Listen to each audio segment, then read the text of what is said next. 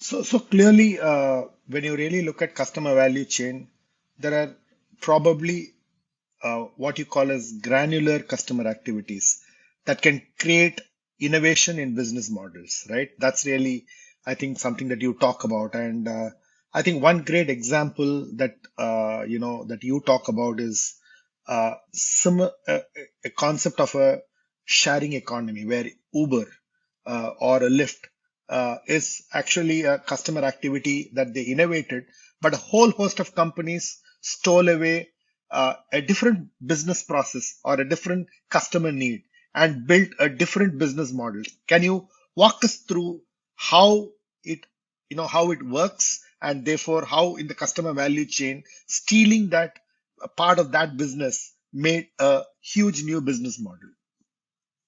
Sure. So obviously, if we think about the customer value chain of transportation, right?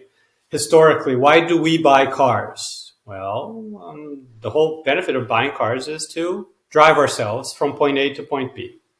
In the process of buying cars, if you map out the customer value chain, first you have the need, then you compare options, you go online, you go to the dealers. 10 years ago, people would go on an order of 3 to 4 dealers. Now they go to generally 1 or 2 dealers. They compare the options. They, see how they want to pay for it, the accessories. They acquire the car. Sometimes it takes a while for it to get to their house. They need to go back there, get the car, start using the car, and then you have maintenance. Change the oils, change the tires, all this. So it's a very long and tedious process, and many of these activities are value eroding activities. Do you enjoy spending time changing the tires, putting gasoline? Do you enjoy going and changing the oil of your car? Do you enjoy the process of applying for finance? No. This is necessary evils that we have to do, value eroding activities, right?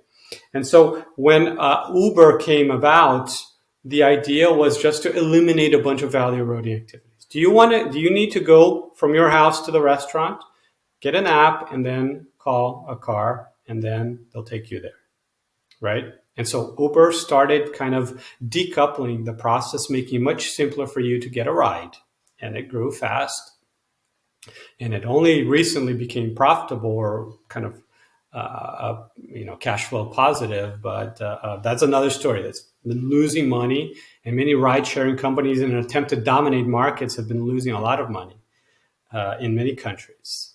But Uber was essentially an instance of decoupling in which the customer does not want to drive the car.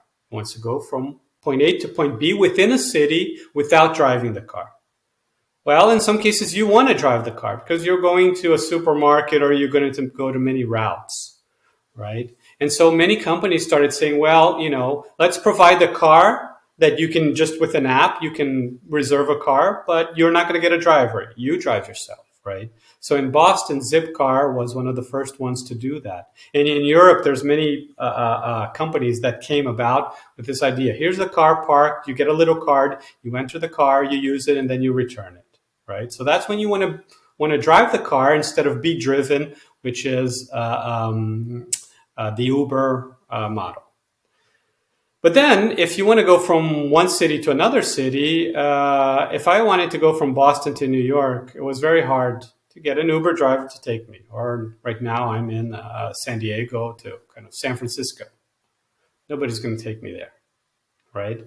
And so a startup out of France called BlaBlaCar decided to become the Uber for city to city. And it became very, very successful in India, where there's a lot of commute from different cities, and in Europe, where there was a lot of commute from shorter distance cities, right? So BlaBlaCar became kind of what the Uber is disrupting taxis. BlaBlaCar is disrupting the bus from city to city, and that allowed you to do that. So you can see that in principle, the sharing economy is I can use something without owning it.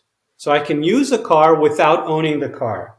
I can use luxury handbags or luxury dresses without owning it. I can use a house without owning it, and that became Airbnb and many other examples, right? So decoupling ownership from usage was the big power of the sharing economy. And within the ride sharing model, there's many different segments of that, including my own favorite that I use all the time now. A founder from Harvard Business School created Turo.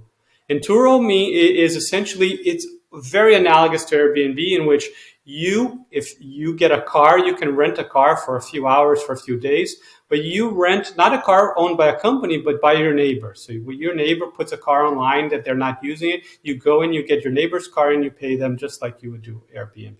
So you see, there's a lot of segmentation in the sharing economy, Swami.